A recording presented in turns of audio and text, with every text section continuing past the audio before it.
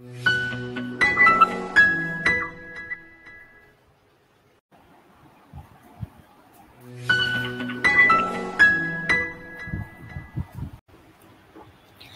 అందరికి welcome to Sairam సంపత్రావ్ education. నా పేరు Vaishnavi and welcome to polity MCQ series for TSPSC group 1. So ఈ రోజు మనం TSPSC group 1 polity MCQ series లో భాగంగా డీల్ చేసుకునే చాప్టర్ పేరు స్టేట్ జ్యుడిషియరీ. ఓకేనా? సో ఈ రోజు నేను మీకు ఆల్రెడీ లాస్ట్ క్లాస్ లో చెప్పాను, హైకోర్ట్స్ కి సంబంధించిన ఇన్ఫర్మేషన్ ఏదైతే ఉందో అది ముందే మీరు చదువుకొని రావాలని. ఎందుకంటే I told you that supreme court కి హైకోర్ట్ కి చాలా సిమిలారిటీస్ ఉంటాయి. వన్స్ మీరు సుప్రీం కోర్ట్ ఫినిష్ చేసినట్టయితే through my classes and through the notes or the book that you have, okay, so అప్పుడు మీకు హైకోర్ట్ చదవడంలో పెద్ద టైం పట్టదు. It's a matter of 1 hour. Okay, 1 hour లో మీరు ఫినిష్ చేయగలుగుతారు. సో దాని తర్వాత ఈ క్వశ్చన్స్ ని సాల్వ్ చేపిస్తాయి వీడియోలో, అండ్ అక్కడక్కడ ఇన్ఫర్మేషన్ కూడా చెప్తాను wherever it is necessary. However I don't want to dwell deep into the topic. So వేరే టాపిక్స్ ఎలా అయితే తీసుకుంటానో అలా తీసుకోను. Even with state legislature, state executive కూడా ఈ విధంగానే ఈ రోజు క్లాస్ ఎలా అవుతుందో అలానే అవుతాయి. సో ఈ 3 topics only through MCQs we're going to deal. So మిగతా టాపిక్స్ ని కొంచెం డీటెయిల్ గా ఎలా అయితే డిస్కస్ చేశానో అలా అయితే డిస్కస్ చేయను. ఓకే, ఎందుకంటే so they are very much similar to union legislature, union executive and union judiciary. Whereas in the next class tribunals, family courts, subordinate courts మాత్రం కొంచెం డీటెయిల్ గా డిస్కస్ చేస్తాను. ఓకేనా? విత్ దాట్ మనకి మొత్తం జ్యుడిషియరీ అనే ఒక ఫుల్ ఫ్లెజ్డ్ టాపిక్ అనేది కంప్లీట్ అయిపోతుంది. దాని తర్వాత నెమ్మదిగా మనం వేరే టాపిక్ కి వెళ్ళిపోవచ్చు. Okay, let's start the video మరి without any further delay. And మీరు వీడియోని ఎండ్ వరకు చూడడానికి ట్రై చేయండి. సో ఎందుకంటే ఎక్కడ మీరు స్కిప్ చేయకుండా చూసినట్టయితేనే ఇక్కడ ఇంపార్టెంట్ ఇన్ఫర్మేషన్ ఏదైనా నేను చెప్తే అది మీరు మిస్ అవుట్ అవ్వకుండా ఉంటారు. And also give you valuable feedback at the end. So మొత్తం వీడియో చూసిన తర్వాత మీ ఫీడ్బ్యాక్ ని మాకు తెలియజేయండి. And also me friends and fellow aspirants ని మన వీడియోస్ ని చూడమని సజెస్ట్ చేయొచ్చు మీకు నచ్చినట్టయితే. ఓకేనా? So let's start the video మరి without any further delay. So before getting into the video, let me give you a small announcement regarding the paid courses that we have launched for TSPSC Group 1. ఒక course name వచ్చేసి mains way is the right way. So ఈ particular course ఏంటంటే this will actually act as a one stop solution program for TSPSC Group 1 mains. ఇందులో మనం 500+ mains questions through total syllabus ని comprehensive గా cover చేస్తాం. Detail discussions will be done on each and every word that is mentioned in the syllabus and readymade intros and conclusions అనేది provide చేస్తాం. 7,999 కి దీనికి ఇస్తున్నాం. Okay, with 1 year validity. Okay, 9,999 is for 2 years validity. And TSPSC group 1 prelims and mains ఈ course లో మనం entire syllabus ని comprehensive గా కవర్ చేస్తాం. స్పెసిఫిక్ ఎంఫసిస్ వచ్చేసి తెలంగాణ స్పెసిఫిక్ టాపిక్స్ మీద ఉంటుంది. మెయిన్స్ ఆన్సర్ రైటింగ్ మీద కూడా ఎక్స్క్లూజివ్ ఫోకస్ చేస్తాం. Prelims test series included. 12,999 కి అందజేస్తున్నాం ఈ కోర్స్ ని. 14,999 is for 2 years validity. 12,999 is for 1 year validity. ఎవరికైనా కోర్స్ కావాలి అనుకుంటే, పర్చేస్ చేయాలి అనుకుంటే 63059 55532 అనే నంబర్ కి కాల్ చేసి you can enroll into this particular course. ఓకేనా? So let's start the video without any further delay. So as I have already told you, I don't want to delve deep into the topic. I don't want to delve into the topic in deep. Okay. So first of all, a small introduction istanu high courts ki sambandhinchi, then we'll solve the questions. Okay, మనం deal చేసుకునే topic state జ్యుడిషియరీలో భాగంగా high court అనమాట. So మనకు తెలుసు India అనేది ఒక single integrated judicial system లాగా ఉంటుంది అని. అంటే ఓకే, డివిజన్ అనేది ఉండదు. So both high court and supreme court అన్ని కోర్ట్స్ అన్ని లెవెల్ లైక్ యూనియన్ లిస్ట్ లో ఉన్న సబ్జెక్ట్, స్టేట్ లిస్ట్ లో ఉన్న సబ్జెక్ట్, మిగతా లిస్టులలో ఉన్న సబ్జెక్ట్స్ అన్ని డీల్ చేయొచ్చు అని చెప్పేసి. So we have an integrated judicial system which are arranged in hierarchical order అని చెప్పాను. సుప్రీం కోర్ట్ పైన ఉంటుంది, తర్వాత హై కోర్ట్స్ ఉంటాయి, తర్వాత సబార్డినేట్ కోర్ట్స్ ఉంటాయి. ఇలా ఒక హైయరార్కీలో పని చేస్తాయి, బట్ దే ఆర్ ఇంటిగ్రేటెడ్ అని కూడా చెప్పాను మీకు. And supreme court is the apex court అని చెప్పాను. ఓకేనా? సో మనకి జ్యుడిషియరీలో హైకోర్ట్ కూడా ఉంటుంది అనమాట ఒక హైయరార్కీలో. So the high court occupies the top in the judicial administration of the state level. State లెవెల్లో టాప్ లెవెల్ జ్యుడిషియరీలో ఎవరు ఉంటారు అంటే హైకోర్ట్ అనమాట. సో మనకి హైకోర్ట్ అనే ఇన్స్టిట్యూషన్ 1862లో ఇండియాలో ఆరిజినేట్ అయింది. 1862లో. సో మనకి 3 హైకోర్ట్స్ అనేవి సెటప్ చేశారు అప్పుడు. సో మనకు తెలుసు కదా, అప్పుడు బ్రిటిష్ టైంలో 3 ప్రెసిడెన్సీస్ ఉండేవి, కల్కట్టా, బాంబే అండ్ మద్రాస్. సో ఆ 3 ఏరియాస్ లో మనకి 1862లో 3 హైకోర్ట్స్ ని ఎస్టాబ్లిష్ చేయడం జరిగింది అనమాట. 1866లో మనకి 4th హైకోర్ట్ ని ఎస్టాబ్లిష్ చేశారు. దాని పేరే అలహాబాద్ హైకోర్ట్. ఏంటది? అలహాబాద్ హైకోర్ట్. సో దాని తర్వాత ఇన్ కోర్స్ ఆఫ్ టైం ఏమైందంటే, సో మన ప్రతి ప్రావిన్స్ కి ఒక్కొక్క, అప్పుడు బ్రిటిష్ ప్రావిన్సెస్ ఉండేవి కదా, ప్రతి ప్రావిన్స్ కి ఒక్కొక్క హైకోర్టు ఉందన్నమాట. సో దాని తర్వాత ఇండిపెండెన్స్ వచ్చిన తర్వాత ఇన్ ద ఇయర్ 1950, ఓకే 1950 తర్వాత సో ఏదైతే ప్రావిన్స్ స్టేట్ గా మారుతుందో ఆ ముందు ఉన్న ప్రావిన్స్ కు ఉన్న హైకోర్ట్ ఆ స్టేట్ హైకోర్ట్ గా మారింది అనమాట. Okay, so the constitution of India provided for the high court for each state, కానీ 7th constitutional amendment act of 1956 ప్రకారం 2 or more స్టేట్స్ కి కూడా ఒక హైకోర్టు ఉండొచ్చు అనమాట. And also 2 or more states plus union territory అన్నిటికీ కలిపి కూడా ఒక హైకోర్టు ఉండొచ్చు అని చెప్పి 7th కాన్స్టిట్యూషనల్ అమెండ్మెంట్ యాక్ట్ చెప్తుంది అనమాట. ఓకే, సో ఇది ఎవరికి ఇచ్చింది ఆ పవర్ అంటే parliament can establish common high court for 2 or more states or for 2 or more state and union territory. So ఎవరికి అథారిటీ ఉంది? పార్లమెంట్ కు ఉంది.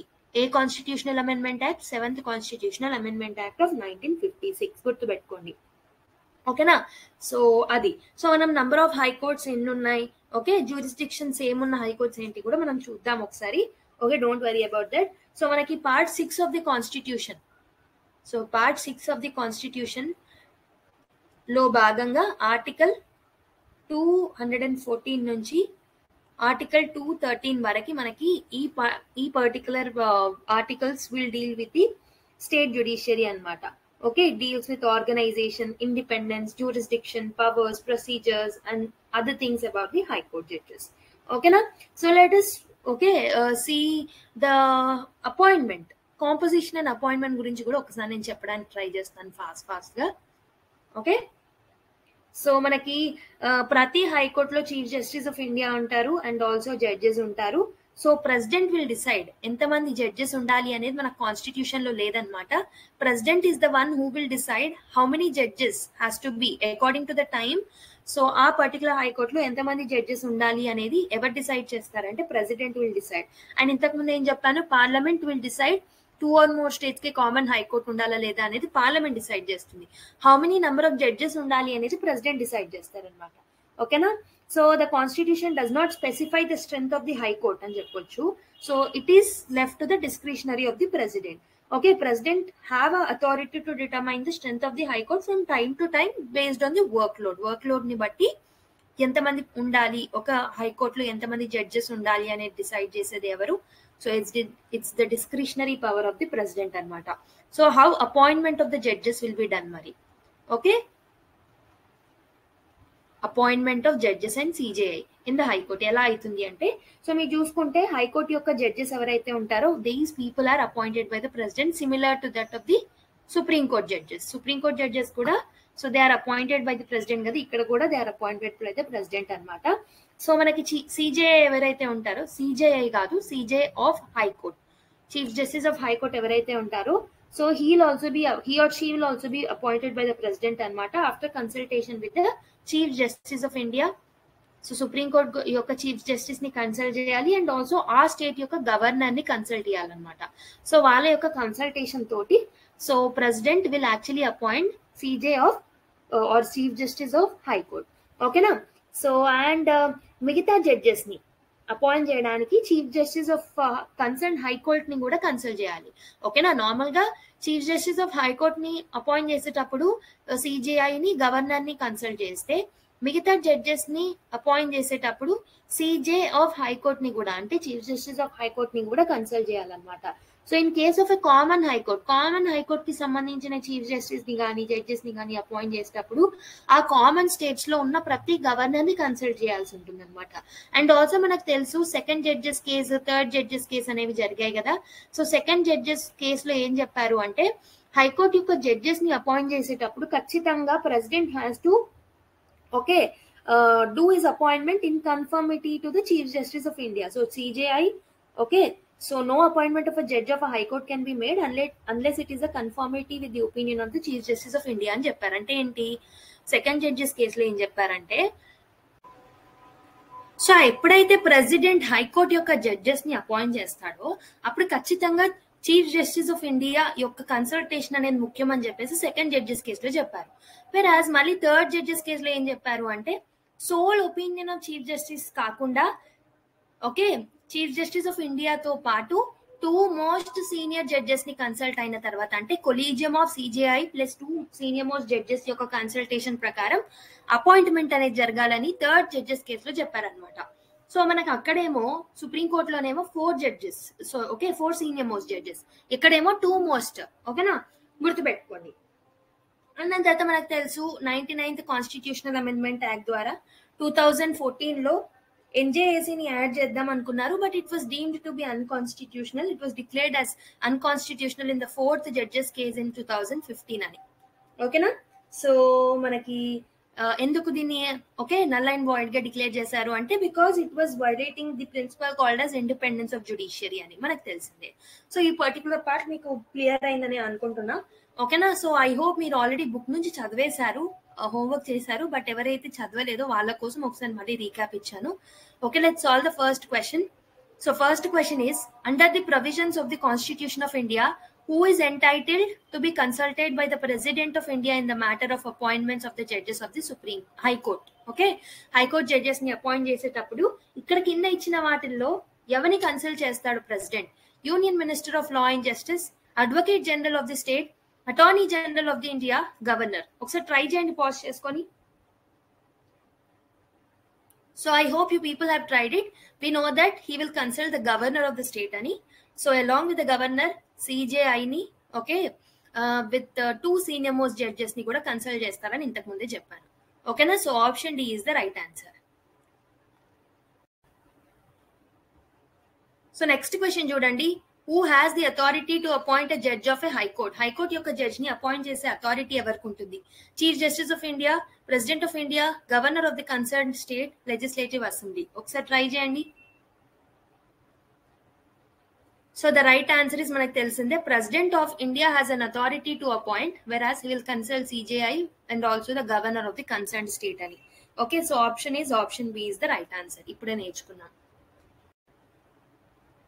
So next question chudandi, Chief Justice of High Court is appointed by, okay, High Court yokka Chief Justice is appointed by President, Governor, Chief Justice of India, President on the advice of Governor of the state concerned and the Chief Justice of India. Okkasari try cheyandi. Okay, I hope you people have okay tried it. And manaki President on the advice of Governor of the state and concerned, Governor of the state concerned, and also Chief Justice of India, idi manaku telisinde. So answer is option D is the right answer. So next question, in which year was the High Court in Madras established? Okkasari try cheyandi. 1862 intaku munde cheppanu, 1862 1871 1881 1891. Okkasari try cheyandi question ni. So I hope you people have tried it. So the right answer is option A anamata. 1862 లో మనకి 3 high courts, so Calcutta, Bombay and Madras లో setup అవ్వడం జరిగింది. So 4th one is in the Allahabad in 1866. Okay, so option A is the right answer. So ఈ particular question ని solve చేసే ముందు let me tell you what are the qualifications which are needed for the high court judges. Okay, qualifications needed for being the high court judge. Okay na, so first manaku telisinde citizen of India ayi undalani. Okay, and also deento paatu he or she should hold the judicial office for more, okay, for India for 10 years. So judicial office lo 10 years anna undali, or the idi leda lekapothe advocate ga 10 years panchesi undalanamata. Okay, advocate in any high court for 10 years. So ఈ రెండిట్లలో ఒకటి and citizen అయి ఉండాలి. And సుప్రీంకోర్టులో మనకు distinguished jurist అనే ఒక provision అయితే ఉంటుంది కదా, ఇక్కడైతే డిస్టింగ్విష్డ్ జ్యూరిస్ట్ అనే ఒక ప్రొవిజన్ అయితే ఉండదన్నమాట. ఆ పర్టికులర్ డిఫరెన్స్ ని గుర్తుపెట్టుకోండి. ఓకే, ఓత్ అండ్ అఫర్మేషన్ గురించి చూస్తే so before entering the office the judge of a high court will take the oath and affirmation. So oath and affirmation will be subscribed before the governor. So governor ముందు తీసుకుంటారు అనమాట oath. Okay, నా normal గా ఏమని square చేస్తారు, ఏమని oath చేస్తారు? To bear true faith and allegiance to the constitution of India, to uphold sovereignty and integrity of India, to duly and faithfully and to the best of ability, knowledge and judgment perform the duties of the office without fear or favour and to uphold the constitution and law. So అవి మీకు తెలిసిందే. So అవి మీరు ఒకసారి చదువుకోవడానికి try చేయండి. Oath and affirmation ఎవరి ముందు తీసుకుంటారు? గవర్నర్ ముందు of that particular state concern. And also salaries and allowances ఏవైతే ఉంటాయో, so salaries, allowances, pension, leave, okay pension కూడా, లీవ్ కూడా, ఇవన్నీ కూడా so they are determine time to time by parliament decide చేస్తూ ఉంటుంది అనమాట. ఓకేనా. వన్స్ వాళ్ళకి ఒక శాలరీ కానీ ఒక పెన్షన్ రేట్ ని కానీ అవి ఫిక్స్ చేసిన తర్వాత సో దాన్ని ఓకే చేంజ్ చేసే అవకాశాలు అనేవి ఉండకూడదు అనమాట. So except during the financial emergency టైంలో తప్పితే మిగతా టైంలో so to their disadvantage they can not change అనమాట. ఓకేనా. సో మనకి వాళ్ళకి సంచురీ అలవెన్సెస్ వస్తాయి, free accommodation, okay medical card, telephone facilities ఇవన్నీ వస్తాయి అనమాట. సో రిటైర్డ్ చీఫ్ జస్టిస్ ఎవరైతే ఉంటారో they will get 50% of their salary as a monthly pension. So ఇవన్నీ ఎక్కడి నుంచి తీసుకుంటారు అంటే కన్సాలిడేటెడ్ ఫండ్ ఆఫ్ ఇండియా నుంచి they will charge this amount అనమాట. గుర్తుపెట్టుకోండి. సో ఇప్పుడు ఈ క్వశ్చన్ ని సాల్వ్ చేయడానికి ట్రై చేద్దాం. Okay, let me remove this. Yeah. So the judge of the high courts in India is administered oath of office by ఎవరి ద్వారా ఓత్ అనేది తీసుకుంటారు? CJI of high court, governor of the state, president of India, chief justice of India. ఒకసారి try చేయండి question ని. I hope you people have tried it. So the right answer is they will administer oath before governor of India ani, governor of state ani. So option B is the right answer. ఇప్పుడే చూసాం మనం. Okay, next క్వశ్చన్కి వెళ్దాం. So next question, pensions of the high court judges are charged on the following: consolidated fund of India, consolidated fund of state, subject to the decision of supreme court, none of the above. ఒకసారి try చేయండి. So I hope you people have tried it. So ఇక్కడ right answer is consolidated fund of India. So ఇంతకు ముందు slide లో నేను ఏం చెప్పానంటే salaries are also drawn from consolidated fund of India అన్నా కదా. నో, ఓకే నార్మల్ గా కన్సాలిడేటెడ్ ఫండ్ ఆఫ్ ఇండియా ఏదైతే ఉంటుందో అక్కడ నుంచి మనం సాలరీస్ అండ్ అలవెన్సెస్ తీసుకోము. We will take it from consolidated fund of state.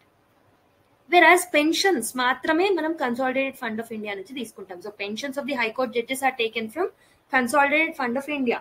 వెరాజ్ సాలరీస్ అండ్ అలవెన్సెస్ తీసుకునేదేమో మనము consolidated fund of the state అనమాట. అండ్ అదర్ అడ్మినిస్ట్రేటివ్ ఎక్స్పెన్సెస్ ఏవైతే ఉంటాయో they are all charged on the consolidated fund of the state and they are not votable by the state legislature.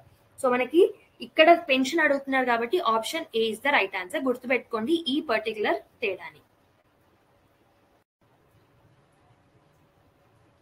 So ఇప్పుడు ఒకసారి మనం tenure గురించి, removal process గురించి ఒక్కసారి మాట్లాడదాం అండ్ ట్రాన్స్ఫర్ ఆఫ్ జడ్జెస్ గురించి.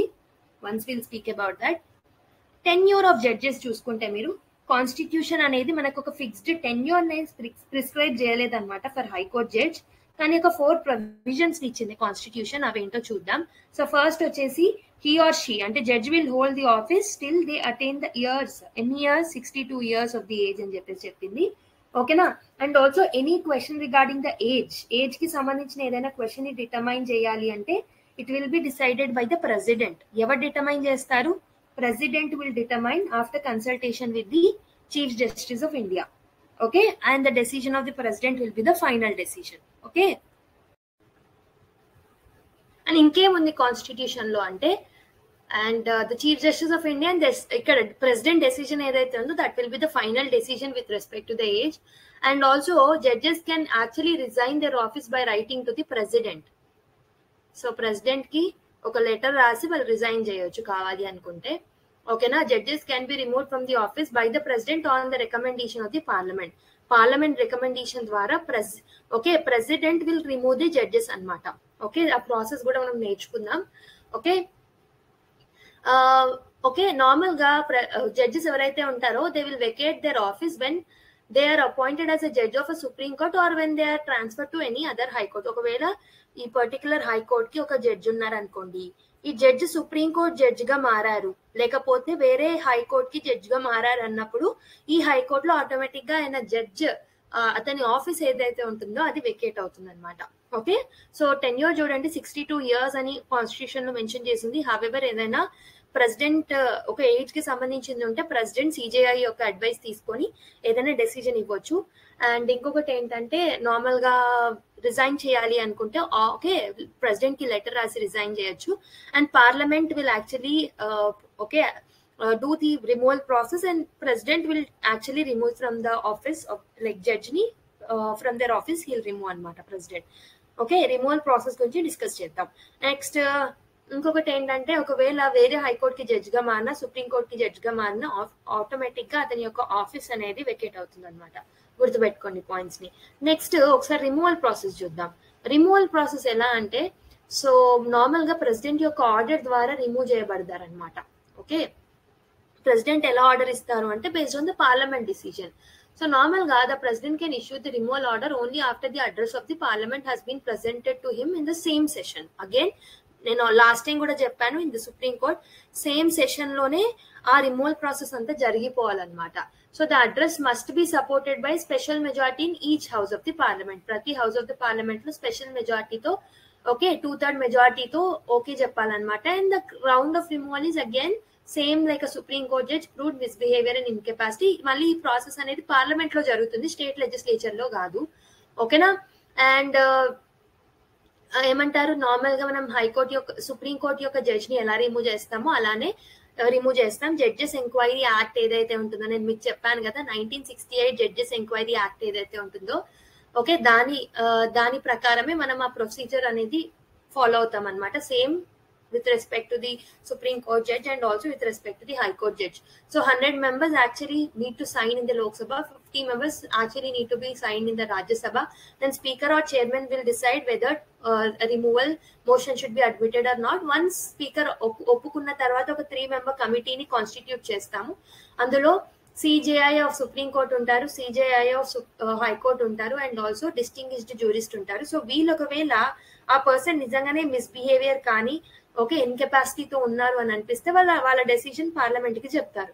అండ్ పార్లమెంట్ ఏం చేస్తుంది, లోక్సభలో పాస్ అవ్వాలి, రాజ్యసభలో పాస్ అవ్వాలి విత్ స్పెషల్ మెజారిటీ. అప్పుడు మనము ఆ హైకోర్టు యొక్క జడ్జి ని రిమూవ్ చేసినట్టు లెక్క అనమాట. ఓకే, స్పీడ్ గా చెప్పడానికి ఒకటే కారణం, ఆల్రెడీ సుప్రీం కోర్టులో ఈ ప్రాసెస్ డిస్కస్ చేసాం మనం. ఓకేనా.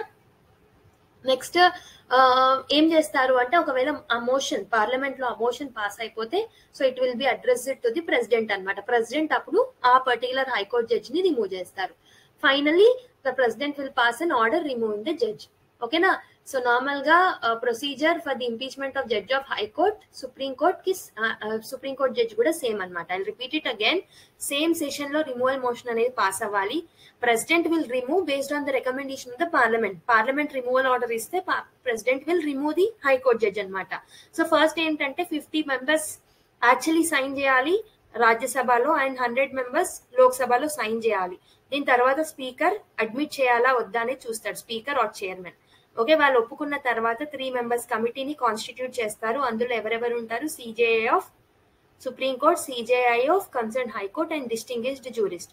వాళ్ళు ఒకవేళ ప్రూవ్డ్ మిస్బిహేవియర్ ఆర్ ఇన్కెపాసిటీతో నిజంగానే ఉన్నారు అని చెప్పేసి ఓకే చెప్తే పార్లమెంట్ అప్పుడు రిమూవల్ మోషన్ ని పాస్ చేయొచ్చు. సో పాస్ అవ్వాలి రిమూవల్ మోషన్ అంటే లోక్సభలో అండ్ రాజ్యసభలో స్పెషల్ మెజారిటీతో పాస్ అవ్వాలి. దాని తర్వాత ప్రెసిడెంట్ కి చెప్తారనమాట. ప్రెసిడెంట్ అప్పుడు రిమూవల్ మోషన్ ని రిమూవల్ ఆర్డర్ ని పాస్ చేస్తాడు. అప్పుడు ఆ పర్టికులర్ హైకోర్ట్ జడ్జి ని రిమూవ్ చేయొచ్చు. ఓకేనా, అర్థమైందని అనుకుంటున్నా. అండ్ మీరు ఒకటి గుర్తుపెట్టుకోవాల్సింది ఏంటంటే, ఈ ప్రాసెస్ అంతా పార్లమెంట్ లో జరుగుతుంది, స్టేట్ లెజిస్లేచర్ లో కాదు. Even with respect to supreme court judge also same process. Okay. And transfer of judges అనే ఒక కొత్త టాపిక్ ఇక్కడ మనం నేర్చుకోవాలి.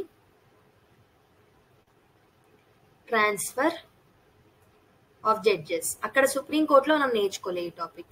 సో ఏంటంటే ఇక్కడ సో ప్రెసిడెంట్ కెన్ ట్రాన్స్ఫర్, ఎవరు ట్రాన్స్ఫర్ చేయొచ్చు, president can transfer judge from one high court to another high court. ఒక హైకోర్ట్ నుంచి ఇంకొక హైకోర్ట్ కి పంపివచ్చు అనమాట after consultation with the chief justice of India. So normal గా ఏమంటారు, ట్రాన్స్ఫర్ చేసినందుకు గాను he will receive an addition to his salary, like compensatory allowance అనేది అతనికి ప్రొవైడ్ చేస్తారనమాట. ఓకేనా. సో నెక్స్ట్ 1977 లో సుప్రీం కోర్ట్ ఏం రూల్ అవుట్ చేసింది అంటే, it has ruled out that the transfer of high court judges could be restored to only as an exceptional measure and only in the public interest. It should not be treated as a punishment లాగా ఇచ్చి వాళ్ళని ఊరుకూరికే transfer చేయొద్దు. Only during the public emergency కానీ public good ని దృష్టిలో పెట్టుకొని మాత్రమే transfer చేయాలి. ఓకే. అగైన్ 1994 లో సుప్రీం కోర్ట్ మళ్ళీ ఏం చెప్పింది అంటే, so judicial review is necessary to actually check the arbitrariness of the transfer of judges ని చెక్ చేయడానికి జుడిషియల్ రివ్యూని యూజ్ చేయాలి అని చెప్పేసి చెప్పారనమాట. ఓకేనా. అండ్ ఎవరు ఛాలెంజ్ చేస్తే జ్యుడిషియల్ రివ్యూ అనేది అప్లికేబుల్ అవుతుంది అంటే ఎవరినైతే ట్రాన్స్ఫర్ చేస్తున్నామో ఆ జడ్జి యాక్చువల్లీ కంప్లైంట్ చేయాలన్నమాట. అప్పుడు దాని మీద జ్యుడిషియల్ రివ్యూ యాక్షన్ తీసుకుంటారు. ఓకే, మనకి థర్డ్ జడ్జెస్ కేసు జరిగింది కదా 1998 లో. అప్పుడు సుప్రీంకోర్టు ఏం చెప్పింది అంటే in case of a transfer of high court judges CJI should be consulted compulsory.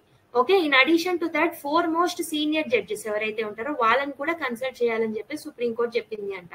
Okay, and chief justice of 2 high courts. Okay, ఇక్కడ ఏం చెప్పింది అంటే ట్రాన్స్ఫర్ ఆఫ్ జడ్జెస్ లో 1998 థర్డ్ జడ్జెస్ కేసులో ట్రాన్స్ఫర్ ఆఫ్ జడ్జెస్ కి సంబంధించి ఏం చెప్పిందంటే ఒకవేళ ప్రెసిడెంట్ ట్రాన్స్ఫర్ చేయాలి అంటే ఒక పర్టికులర్ జడ్జ్ ని సిజేఐ అంటే చీఫ్ జస్టిస్ ఆఫ్ ఇండియాతో పాటు 4 మోస్ట్ సీనియర్ మోస్ట్ జడ్జెస్ ఎవరైతే ఉంటారో వాళ్ళతో పాటు ఎక్కడి నుంచి అయితే ట్రాన్స్ఫర్ చేస్తున్నామో ఆ పర్టికులర్ హైకోర్టు యొక్క చీఫ్ జస్టిస్ ని అండ్ ఆల్సో ఎక్కడికి ట్రాన్స్ఫర్ చేస్తున్నామో ఆ particular chief justice of high court ని కూడా ఆ ఇద్దరు చీఫ్ జస్టిస్ ని కూడా కన్సల్ట్ చేయాలని చెప్పేసి చెప్పింది అనమాట. ఓకేనా, so and the sole opinion of the chief justice of India should not be termed as a consultation process. అంటే ఓన్లీ సిజేఐ డెసిజన్ మాత్రమే తీసుకోవద్దు, వీలే కూడా తప్పనిసరిగా తీసుకోవాలి అని థర్డ్ జడ్జెస్ కేసులో చెప్పింది అనమాట. ఐ హోప్ మీకు ట్రాన్స్ఫర్ ఆఫ్ జడ్జెస్ అర్థమైందని అనుకుంటున్నా. సో నార్మల్ గా ట్రాన్స్ఫర్ ఆఫ్ జడ్జెస్ చేయడానికి అధికారం ఎవరికి ఉంటుంది? ప్రెసిడెంట్ కి. So based on the third judges case ఏం చెప్పింది సుప్రీంకోర్టు అంటే డెఫినెట్ గా chief justice of India permission తో పాటు 4 మోస్ట్ సీనియర్ మోస్ట్ జడ్జెస్ తో పాటు అండ్ ఆల్సో ఎక్కడి నుంచి ట్రాన్స్ఫర్ చేస్తున్నామో ఆ పర్టికులర్ హైకోర్టు యొక్క చీఫ్ జస్టిస్ ని అండ్ ఎక్కడికి ట్రాన్స్ఫర్ చేస్తున్నామో ఆ పర్టికులర్ హైకోర్టు యొక్క చీఫ్ జస్టిస్ ని ఇంతమందిని కన్సల్ట్ చేసిన తర్వాతనే బేస్డ్ ఆన్ దే డెసిజన్ ఆ transfer of judge should be made. And also transfer of judges ని జ్యుడిషియల్ రివ్యూ పరిధిలోకి తీసుకురావచ్చా అంటే ఎస్. ఎవరు చెప్పారు అంటే సుప్రీంకోర్టు. అండ్ జ్యుడిషియల్ రివ్యూకి తీసుకురావాలి అంటే ఎవరు actually should come forward and complaint అంటే the one who is actually okay ఎవరినైతే మనం ట్రాన్స్ఫర్ చేస్తున్నామో ఆ జడ్జి ముందుకు రావాలన్నమాట. ఓకే,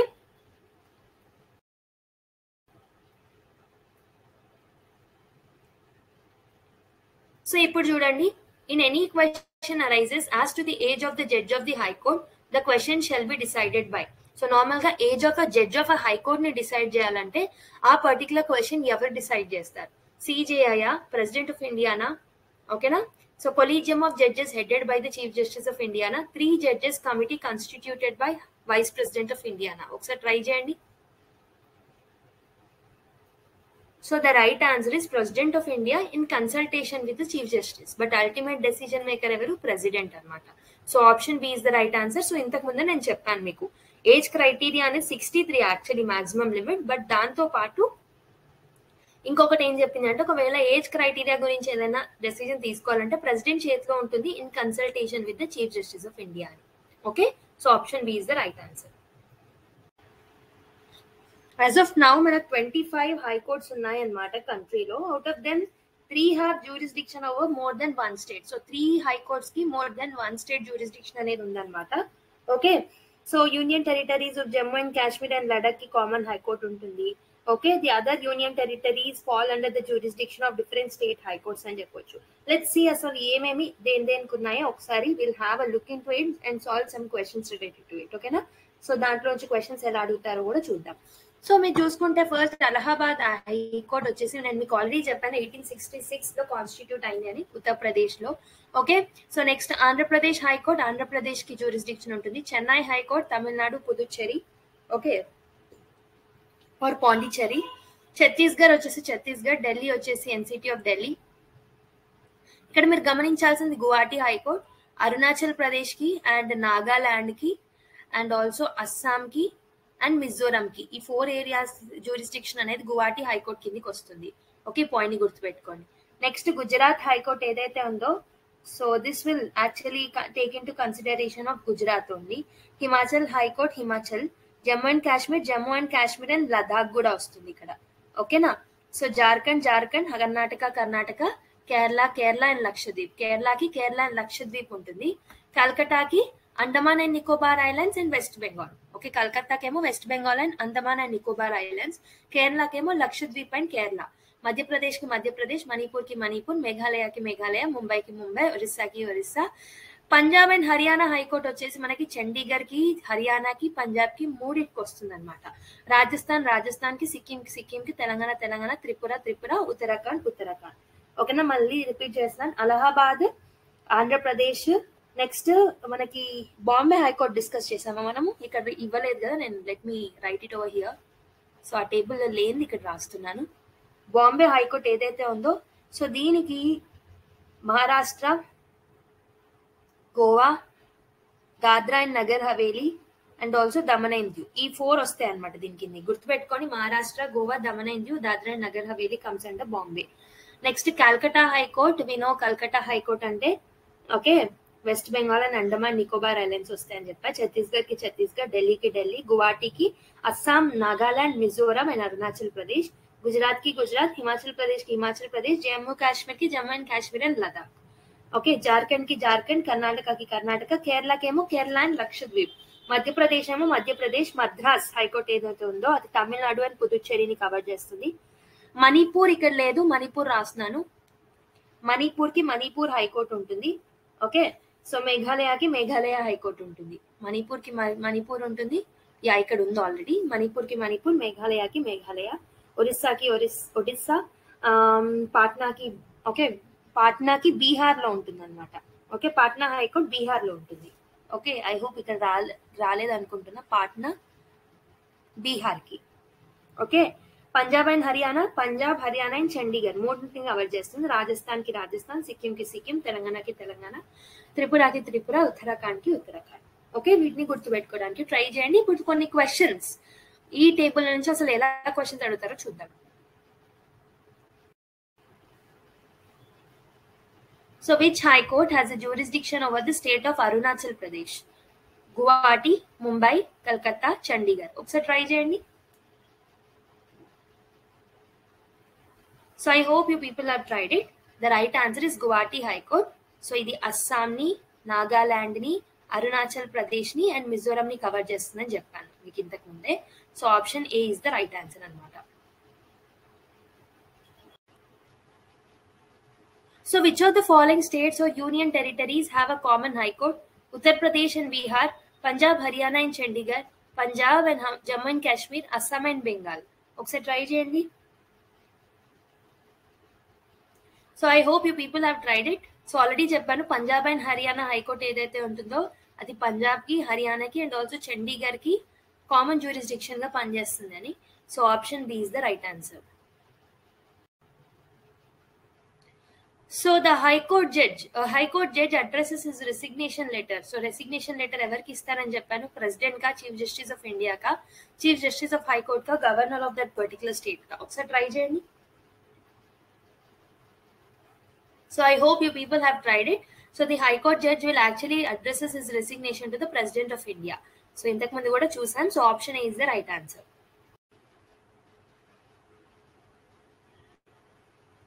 సో ఒకసారి మ్యాచింగ్ చేయండి. Match list 1 with list 2 and select the correct answer using the codes given below. So ఇక్కడ ఏమి ఇచ్చారు? Andaman and Nicobar islands, Dadra and Nagar Haveli, Lakshadweep, Puducherry, Bombay high court, Madras, Punjab, Calcutta, Kerala. So match the following చేయాలి. సో ఒకసారి ట్రై చేయండి. So I hope you people have tried it. So మనకు తెలుసు పుదుచ్చేరి ఏదైతే ఉందో, Puducherry will actually come under the okay Madras high court. And Lakshadweep ఏదైతే ఉంటుందో లక్షద్వీప్ వచ్చేసి మనకి కేరళ హైకోర్ట్ కిందకి వస్తుంది. సో సికి 5 ఎక్కడ ఉంది? సో ఏలో ఉంది, బిలో ఉంది. సో సిని ఎలిమినేట్ చేయండి, డిని ఎలిమినేట్ చేయండి. అండ్ డీకే ఏంటి? డీకే అని చెప్పాను. ఓకే మిగతాయి చూద్దాం ఒక నిమిషం. దాద్రా అండ్ నగర్ హవేలీ మనకి బాంబే హైకోర్ట్ కిందకి వస్తుంది. అంటే బికి 1 ఉండాలి. సో బికి 1 ఉంది. ఏకి చూడండి అండమాన్ అండ్ నికోబార్ ఐలాండ్స్ ఏదైతే ఉంటుందో so that will actually come under the Calcutta high court. So ఏకి 4 ఉండాలి. ఏకి 4 అంటే ఇక్కడ అమ్మ. సో బి ఓకే బికి so B option is the right answer. 4, 1, 5 and 2 అనమాట. So Puducherry will come under the Madras high court. So Lakshadweep will come under the Kerala high court. Okay so Dadra and Nagar Haveli come under the Bombay high court and Andaman and Nicobar islands will come under the Calcutta high court. So option B is the right answer for this question. So ఇలాంటి questions అడుగుతారు అందులో నుంచి. అందుకే ఆ table ని specific గా ఒకసారి గుర్తుపెట్టుకోవడానికి try చేయండి. ఓకేనా? So who is authorized to transfer the judges of one high court to another high court? The President, the Chief Justice of India, a collegium of judges of the Supreme Court, the Law Minister. ఒకసారి try చేయండి. So I hope you people have tried it. So the right answer is president. Actually, president with the help of the judges of the CJI, with the help of CJI plus 4 senior most judges and also High Court from which the judges getting transferred and to which the judges getting transferred are into High Court యొక్క Chief Justice of India and 4 senior most judges యొక్క body ఏదైతే ఉంటుందో వాళ్ళు collective గా ఇచ్చిన decision ఆధారంగా president ఏం చేస్తాడు, he will transfer the judge. So transfer of judges ki judicial review untunda ante untundi. Okay, so option A is the right answer. So ఇప్పుడు ఈ క్వశ్చన్ ని సాల్వ్ చేసే ముందు powers and functions of the high court ని ఒకసారి చూద్దాం. Supreme court లానే high court కి కూడా కొన్ని ఎక్స్టెన్సివ్ అండ్ ఎఫెక్టివ్ పవర్స్ ఉంటాయన్నమాట. So it is the highest court of appeal in the state లెవెల్లో that is the highest court of appeal అనమాట. అండ్ మనకు తెలుసు ఫండమెంటల్ రైట్స్ ప్రొటెక్ట్ చేసే అధికారం ఈవెన్ హైకోర్ట్ కి ఉంటుంది అనమాట. And it also have a power to interpret the constitution. ఓకేనా, దాంతో పాటు కొన్ని కన్సల్టేటివ్ రోల్స్ కూడా చేస్తూ ఉంటుంది అనమాట. ఓకేనా, కాన్స్టిట్యూషన్ అనేది డీటెయిల్డ్ ప్రొవిజన్స్ అనేవి ఇవ్వలేదన్నమాట with respect to the jurisdiction and power of high court. Okay, it only lays down the jurisdiction and powers of the High Court are to be same as immediately before the commencement of the Constitution. So, commencement of the Constitution కన్నా ముందు high court యొక్క jurisdiction ఎలా ఉంటుందో అలానే ఉంటుంది అని చెప్పి ఒక వాక్యాన్ని మెన్షన్ చేసింది, కానీ డీటెయిల్ గా జ్యూరిస్డిక్షన్ గురించి చెప్పలేదు మన constitution. But there is one addition, that is the constitution gives a high court jurisdiction over revenue matters also. So revenue matters మీద కూడా హైకోర్ట్ కి జ్యూరిస్డిక్షన్ ఇవ్వడం అనేది జరిగింది మన స్వాతంత్రం తర్వాత, okay, after independence. So the constitution also confers some additional powers on high court with respect to writ jurisdiction, power of superintendence, consultative power, ఇలా డిఫరెంట్ పవర్స్ అనేది ఇవ్వడం జరిగింది. సో వాటిని ఒక్కొక్కటిగా మనం ఒక్కొక్కటిగా will see it. I hope మీరు already చదువు ఉంటారు, బట్ ఒక్కసారి నేను మీకు మళ్ళీ చెప్పడానికి ట్రై చేస్తా. సో సేమ్ అక్కడలానే ఇక్కడ కూడా ఒరిజినల్ జ్యూరిస్డిక్షన్ అనేది ఉంటుంది అనమాట. ఓకేనా, సో ఒరిజినల్ జ్యూరిస్డిక్షన్ అంటే ఏంటి అంటే, so the matters, so normal ga it means the power of the high court to hear disputes in the first instance. For the first instance ఏదైతే హై కోర్ట్ కి power ఉంటుందో ఆ particular cases ని వినే హక్కు ఉంటుందో దాన్ని మనం ఒరిజినల్ జ్యూరిస్డిక్షన్ అంటాం. సో మరి హైకోర్టు యొక్క ఒరిజినల్ జ్యూరిస్డిక్షన్ కింద ఏమేమి వస్తాయో చూద్దాం. సో మనకి సుప్రీం కోర్టులోనేమో ఫెడరల్ ఫీచర్స్ కి సంబంధించిన అంశాలు వస్తాయని చెప్పారు, ఫెడరల్ డిస్ప్యూట్స్ కి సంబంధించి.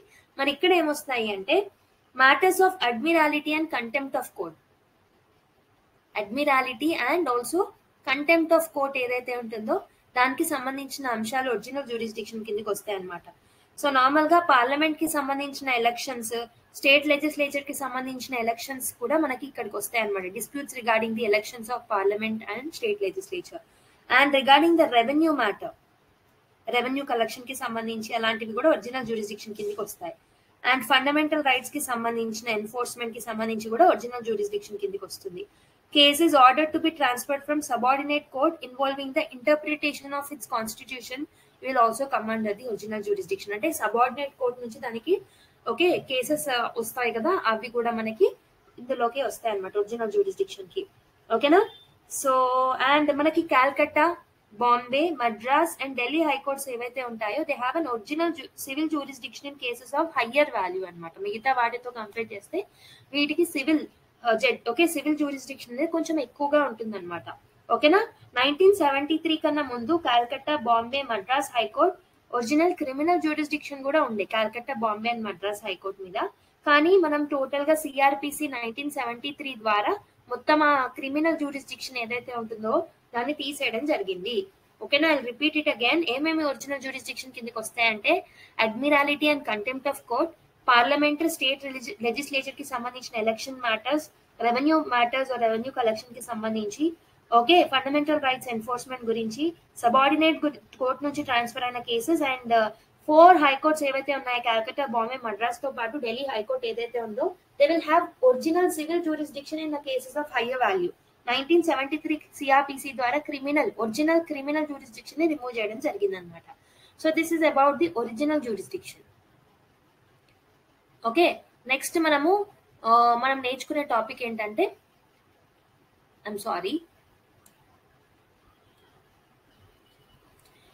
మనం నేర్చుకునేది ఏంటంటే will look in to the writ jurisdiction of the high court. Writ jurisdiction of the high court. So మనకు తెలుసు ఆర్టికల్ 226 కింద రిట్ జ్యూరిస్డిక్షన్ అనేది వస్తుంది, లైక్ హెబిస్ కార్పస్, మాండమస్, సర్క్యులరీ, ప్రొహిబిషన్, కోవారెంటో ఇవన్నీ ఉంటాయని చెప్పేసి. So the phrase for any other purpose refers to enforcement of any order, okay, legal right కూడా. So normal గా writ jurisdiction of the high court is wider than that of the supreme court అని చెప్పా. ఎందుకు? Ordinary provisions మీద కూడా writ jurisdiction అనేది supreme court కి ఉండదు, వెరాస్ హైకోర్ట్ కి ఉంటుంది కాబట్టి. ఓకేనా? సుప్రీం కోర్ట్ లో only writ jurisdiction with respect to fundamental rights మాత్రమే ఉంటుంది. బట్ ఇక్కడ so other than fundamental rights మిగతా వాటి మీద కూడా రిట్ జ్యూరిస్డిక్షన్ అనేది ఉంటుంది. ఓకేనా? అండ్ ఇంకొకటి ఏంటంటే the writ jurisdiction of high court is not exclusively but exclusive, ఇది ఎక్స్క్లూజివ్ కాదు, but it is concurrent with the jurisdiction of the supreme court. Supreme court writ jurisdiction దేని కింద వస్తుందంటే ఆర్టికల్ 32. ఓకేనా? సో జనరల్ గా మనకి ఓకే ఒక కేసు జరిగిందనమాట, చంద్రకుమార్ కేసు అని.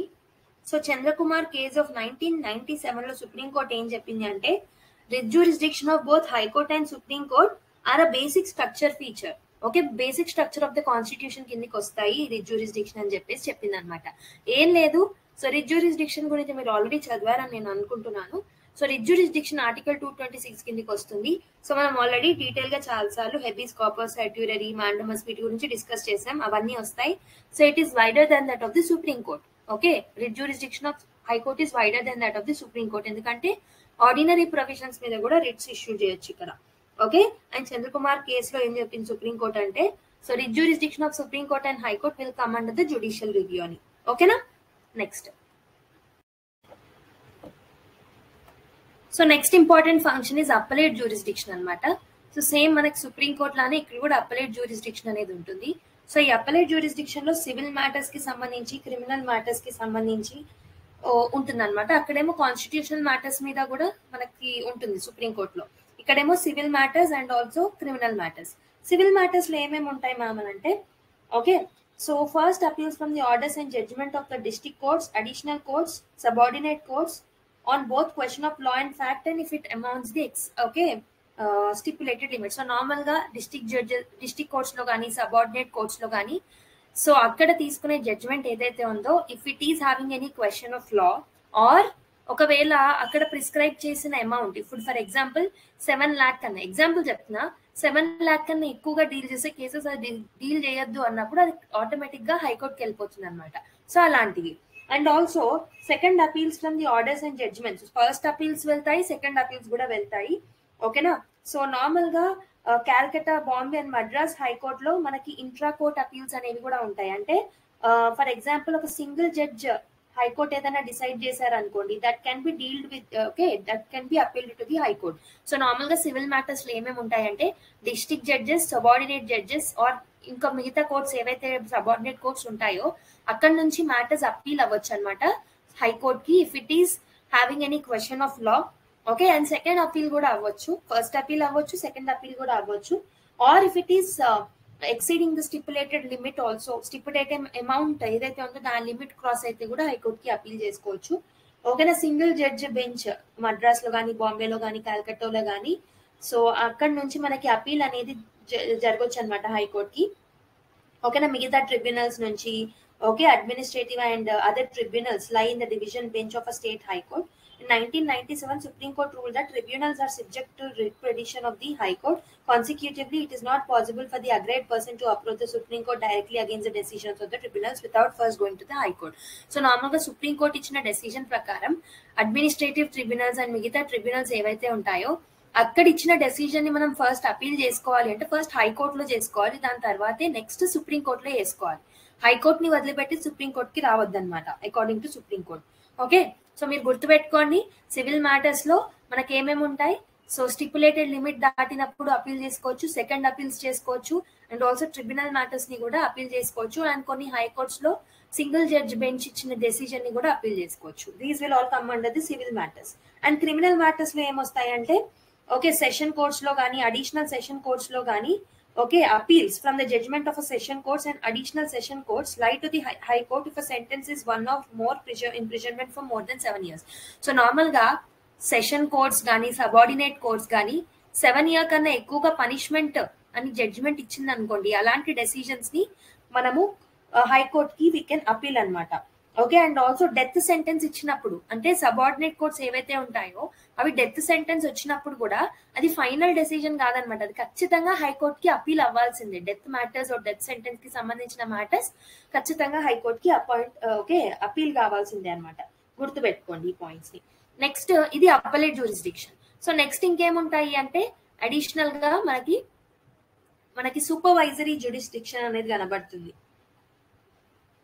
సూపర్వైజరీ jurisdiction అనేది కనబడుతుంది అనమాట. High court will have a power of supervisory jurisdiction over all the courts, tribunals ఏవైతే ఉంటాయో వాటిని సూపర్వైజ్ చేస్తూ ఉంటుంది విత్ రెస్పెక్ట్ టు రూల్స్ కోసం కానీ, ఓకే, ప్రొసీజర్స్, ఓకే, బుక్ లో ఎంట్రీస్ కి సంబంధించి, అకౌంట్స్ కి సంబంధించి, ఫీజ్ కి సంబంధించి, ఫర్ క్లర్క్స్ ఆఫీసర్స్ ఫీజ్ ఇస్తారు కదా, అవన్నిటికి సంబంధించిన రూల్స్, ప్రొసీజర్స్ అవన్నిటిని సూపర్వైజ్ చేస్తుంది అనమాట హైకోర్ట్. ఎవరి మీద సూపర్విజన్ చూపెడుతుంది అంటే సబార్డినేట్ కోర్ట్స్, మిగతా కోర్ట్స్ ఏవైతే ఉంటాయో వాటి మీద.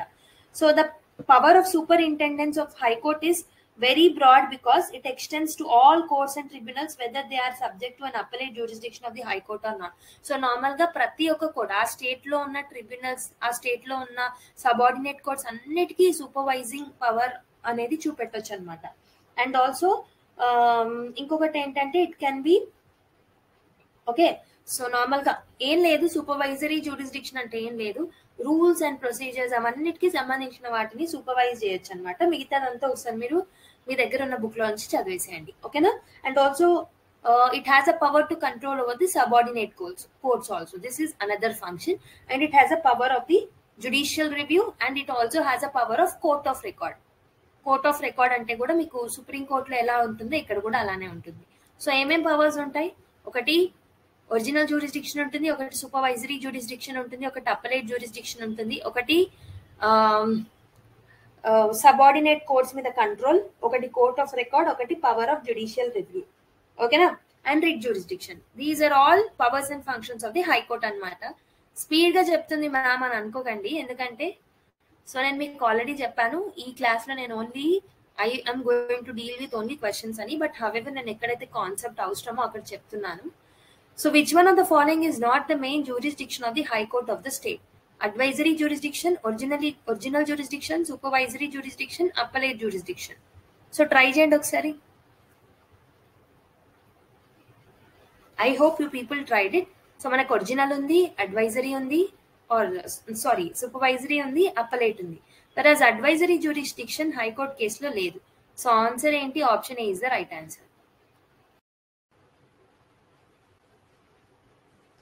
So next question is, the jurisdiction of state high court can be extended by parliament, chief justice of India, governor of the state, president of India. So try cheyandi.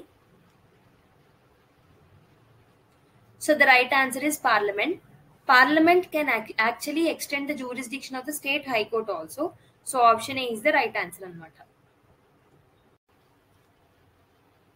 ఒకసారి ఈ question solve చేయండి. So there is a high court for each of the states except Manipur, Meghalaya, Tripura, Goa. So options చూడండి, only 1 and 2, only 2 and 3, 1, 2 and 3, 1, 2, 3, 4. ఒకసారి try చేయండి. So I hope you people have tried it. The right answer is 1, 2, 3, 4 అనమాట. ఇచ్చిన ఏ వాటికి కూడా separate high court అనేది లేదు, ఒకనే combined high courts మాత్రమే ఉన్నాయి, కాబట్టి option D is the right answer. So Chief Justice of High Court is appointed by President of India, Governor of the State, Chief Justice of the Supreme Court of India, Prime Minister of India. ఒకసారి try చేయండి. So I hope you people have tried it. Chief Justice of High Court is appointed by the President of India అన్నమాట. So మనకు తెలుసు CJI +2 senior most judges ఎవరైతే ఉంటారో వాళ్ళ యొక్క సాయంతో, వాళ్ళ యొక్క అడ్వైస్ తో president will actually appoint CJI of High Court. So option A is the right answer. So next question is, consider the following statements regarding the high courts in India. There are 18 high courts in the country. 3 of them have jurisdiction over more than one state. No union territory has a high court of its own. Judges of the high court hold office till the age of 62. ఒకసారి try చేయండి. 1, 2, 4, 2, 4, 1, 4 and 4. ఒకసారి ఈ 4 options లో ఏది right answer అనుకుంటున్నారో ఒకసారి try చేయండి.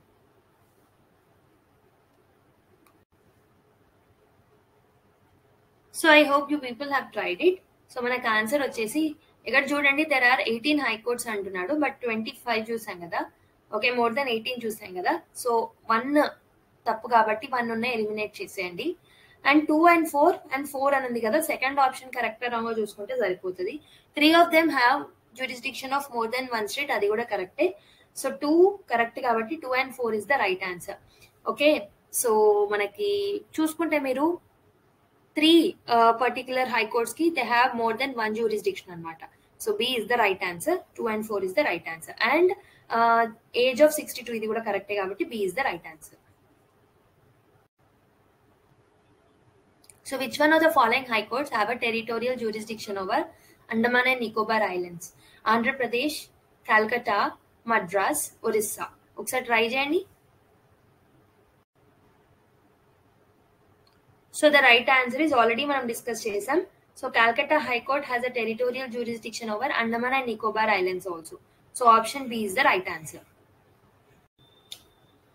So one High Court may have a jurisdiction over 2 or more states if the following decides: President of India, Parliament, Supreme Court, the states involved. ఒకసారి try చేయండి. So I hope మీరు answer correct గా పెట్టారనుకుంటున్నా. So starting ఈ session starting లో చెప్పాను, Parliament has a power to decide or increase the jurisdiction of one high court into 2 or more states ani. So option B is the right answer anamata. So next question, consider the following: there are 25 high courts in India. Punjab, Haryana and Chandigarh have a common high court. NCT of Delhi has a high court of its own. Which of the following statements given above is or are correct? 2 and 3, 1 and 2, 1, 2 and 3, 3 only. ఒకసారి try చేయండి ఇప్పుడు. I hope you people have tried it. The right answer is option C. ఎందుకంటే మన దగ్గర 25 high courts ఉన్నాయి. Punjab, Haryana and Chandigarh కి common high court ఉంది, ఢిల్లీకి దాని యొక్క ఓన్ హైకోర్ట్ ఉంది. సో 3 స్టేట్మెంట్స్ కరెక్ట్ కాబట్టి C is the right answer. So let's solve next question. The maximum number of judges in a high court are specified in the Constitution of India.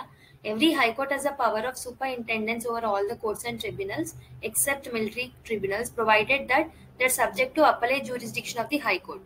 So which one of the following statements are correct? Only 1, only 2, both 1 and 2, neither 1 not 2. ఒకసారి try చేయండి question ని. So I hope you people have tried it. So the answer is option D anamata, neither 1 not 2. ఓకేనా? So the maximum number of judges in the high court అది specify చేయలేరు మనకి. So it is there in the okay discretionary power of president అని చెప్పాను. Okay, so ఒకసారి మనము ఈ power of superintendence ని ఒకసారి మళ్ళీ డీటెయిల్ గా చూద్దాము. ఓకేనా? సో మీరు చూసుకుంటే, so high court has a power of superintendence over all the courts and tribunals. Okay, except military courts అన్నిటి మీద, ట్రిబ్యునల్స్ మీద, అన్నిటి మీద. So it has a superintendence. So whether they will be covering under the appellate jurisdiction or not, irrespective of that, or on all the courts except the military tribunals, so High Court will have a power of superintendence. అందుకే second statement కూడా తప్పు. So option D is the right answer. So normal గా దేని మీద superintendence చూపెట్టొచ్చు అంటే, ఓకేనా, so rules మీద, ప్రొసీజర్స్ మీద అండ్ బుక్స్ మీద. Okay, prescribe forms of books, entries, accounts కి సంబంధించి, fees that are payable to clerks కానీ, లీగల్ ప్రాక్టీషనర్స్ కానీ, ఇవన్నిటికి సంబంధించి సూపర్ ఇంటెండెన్స్ అనేది హైకోర్టుకు ఉంటుంది అనమాట. Okay, so superintendence of high court is very broad అని చెప్పొచ్చు. ఎందుకంటే అన్ని courts whether they are subjected to appellate jurisdiction or not, అన్నిటికీ అది అప్లికబుల్ అవుతుంది. And it will cover not only for the administrative superintendence but also judicial superintendence ని కూడా cover చేస్తుంది అనమాట. ఓకేనా? So it is a revisional jurisdiction and it can be a suo motu and not necessarily on the application of the party. So it's a suo motu అంటే own గా కూడా అది సూపరింటెండెన్స్ jurisdiction ని వాడుకోవచ్చు, ఆర్ సూపర్వైజరీ జ్యూరిస్డిక్షన్ అనేది వాడుకోవచ్చు అనమాట. ఓకేనా? సో నార్మల్ గా power does not west with the high court with any unlimited authority over the subordinate courts and the tribunals. So it's an extraordinary power and hence has to be used more sparingly and only in appropriate cases. So normal ga ee power of superintendence or supervisory jurisdiction edaithe undo danni extra power gaane vadukovali tappite pratisari vadukovoddu. So whenever it is required it should use అని చెప్పేసి అంటున్నారు అన్నమాట. ఓకేనా. So it is limited to excess of jurisdiction. ఒకవేళ natural justice అనేది violate అవుతుంది అని అనిపించినప్పుడు వాడుకోవచ్చు. If there is an error of law it can utilise this power of supervisory jurisdiction. ఓకేనా. And in order to manifest injustice also, so this can be used అనమాట. ఓకేనా. So supervisory jurisdiction అనేది కొంచెం broad అనమాట high court, ఎందుకంటే ఏం చెప్పాను, so ఈ the subordinate courts are having a appellate jurisdiction or not, if they are subject to appellate jurisdiction or not, so but they are subjected to supervisory jurisdiction అని చెప్పాను. ఓకేనా. And also it can actually supervise over call for returns, rules, procedures, entries, accounts, fees payable to clerks, officers, etc. Okay. And దీనికి administrative superintendence తో పాటు judicial superintendence కూడా ఉంటుంది. And it can actually do a suo motu and not necessarily the application of the party. So suo motu అంటే own decisions ని కూడా తీసుకోవచ్చు whenever it is required. Okay. So option D is the right answer for this particular question. So this is the final question of the day. So మనం powers and functions గురించి ఒక overview ఇచ్చాను. And నేను మీకు number of high courts గురించి కూడా నేను మీకు లిస్ట్ ప్రొవైడ్ చేశాను చదువుకోమని. అండ్ దాంతో పాటు ఇంకేముంటాయి అంటే ఈ పర్టికులర్ దాంట్లో హైకోర్ట్ అనే చాప్టర్ లో ఇండిపెండెన్స్ ఆఫ్ హైకోర్ట్ అనే టాపిక్ ఉంటుంది, సేమ్ లైక్ సుప్రీం కోర్టే. సో మోడ్ ఆఫ్ అపాయింట్మెంట్ విషయంలో, సెక్యూరిటీ ఆఫ్ టెన్యూర్ విషయంలో, and also fixed service conditions విషయంలో. Okay. Consolidated fund of India నుంచి తీసుకునే ఎక్స్పెన్సెస్ ఆల్రెడీ నేను మీకు కన్సాలిడేటెడ్ ఫండ్ ఆఫ్ ఇండియా గురించి చెప్పాను. సో నార్మల్ గా పెన్షన్స్ అయితే they are charged from consolidated fund of India, whereas salaries and other things will be charged from consolidated fund of state అని చెప్పాను.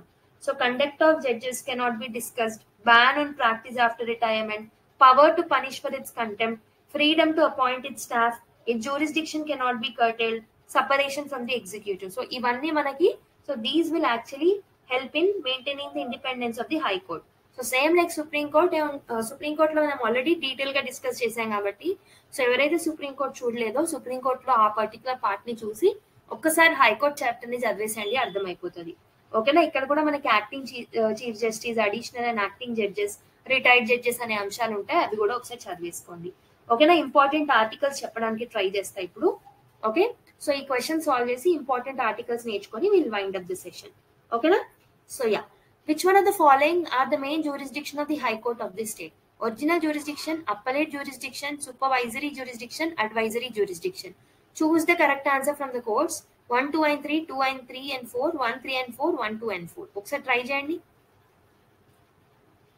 So I hope you people have tried it. So we know that advisory jurisdiction is not there with respect to the High Court అని.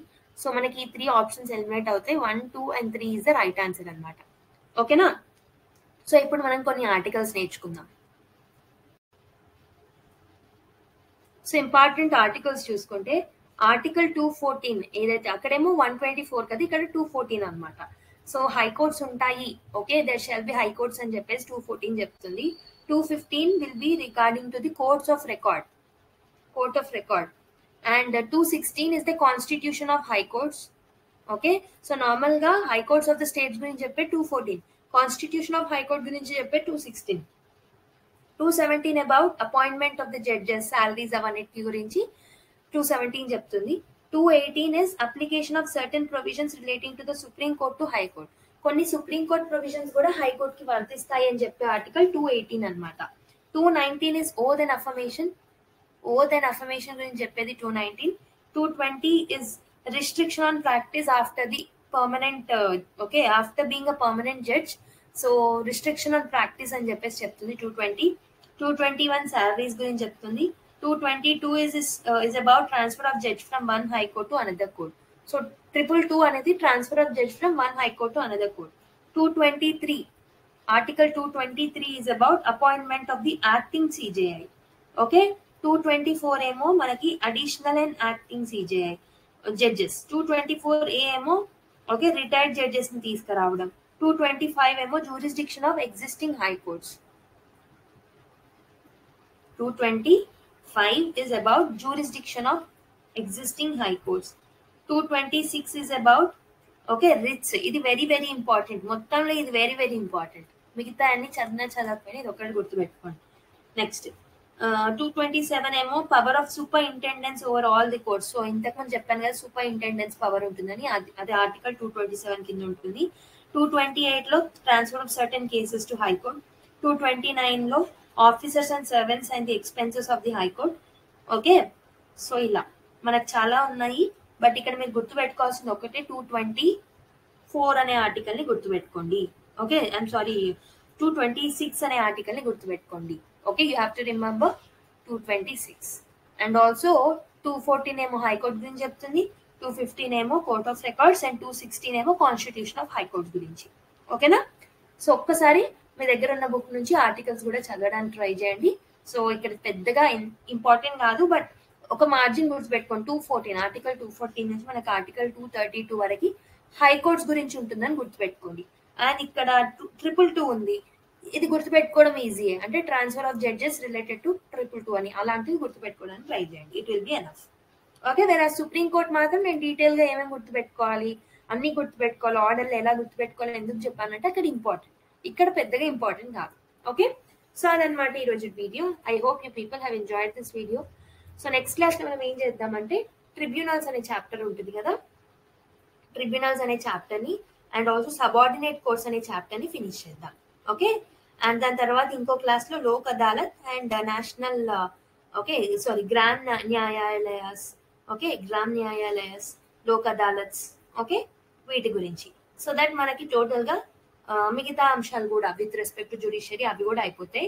So then will get into the one video is about state legislature, one video about state executive చేస్తాను. So just for revision purpose చేసిన తర్వాత మనం miscellaneous అంశాలు ఏవైతే ఉంటాయో constitutional bodies, non constitutional bodies, అవన్నీ I try to make in 3 or 4 videos. ఎందుకంటే ఒక టేబులర్ ఫార్మాట్ లో మీకు అవన్నిటిని నేర్పించేసి క్వశ్చన్స్ సాల్వ్ చేపిస్తాను. So that will be more than enough for the prelims exam. ఓకేనా, 3 or 4 వీడియోస్ లో అవి ఫినిష్ చేసేస్తాను మొత్తం. కాన్స్టిట్యూషనల్ బాడీస్ ఒక 2 or 3 వీడియోస్ లో, నాన్ కాన్స్టిట్యూషనల్ బాడీస్ ఇంకో 2 or 3 వీడియోస్ లో, మొత్తం 5 or 6 వీడియోస్ లో అది కంప్లీట్ చేస్తాను. అండ్ పంచాయత్స్ కి, మున్సిపాలిటీస్ కి ఒక వీడియో, అమెండ్మెంట్ గురించి 368 ఆర్టికల్ గురించి ఒక వీడియో, అలా మిసిలీనియస్ అంశాలు ఒక 7-8 క్లాసెస్. సో దాంతో మనం మొత్తం ఇంపార్టెంట్ అంశాలు 95% అయిపోతాయి. మిసిలీనియస్ చిన్న చిన్న అంశాలు ఏవైతే ఉంటాయో అవి మీకు చెప్తాను ఏమేమి చదవాలో అవి మీరు చదివేసుకోండి, సరిపోతుంది. ఓకేనా? సో అదనమాట ఈరోజు video. I hope you people have enjoyed. Next class లో మళ్ళీ కలుద్దాం మరి. Until then take care, bye and keep smiling. Like చేయడం మర్చిపోద్దు and also subscribe to our channel. Give your valuable feedback in the comment box.